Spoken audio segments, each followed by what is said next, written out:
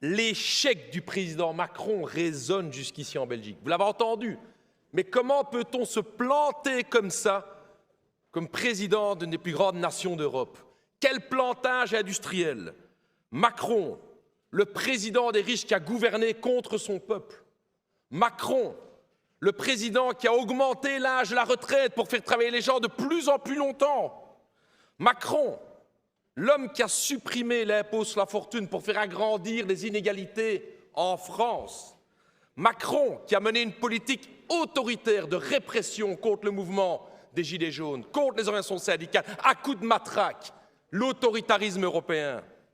Macron, qui a décidé d'augmenter le budget militaire français à coups de milliards pour couper dans les dépenses sociales. Voilà le président Macron que vous avez beaucoup été applaudir lorsqu'il a été élu. Quel échec flagrant de l'élite européenne. Ah, regardez, regardez, je le dis à toutes les couches populaires françaises, la droite en Belgique a peur aussi. Elle a peur aussi, écoutez-la, écoutez-la.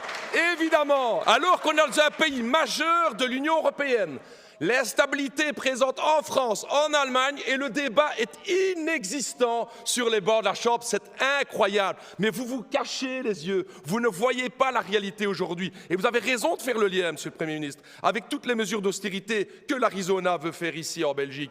Augmenter effectivement l'âge de la retraite, sanctionner de plus en plus les pensions des fonctionnaires, la répression, etc. C'est ça qui a pété à la figure. Et j'ai envie de dire à la classe ouvrière, aux couches populaires françaises, merci de votre combat. On va s'en inspirer ici en Belgique pour résister à nos gouvernements à venir et à la droite à venir. Bravo les camarades!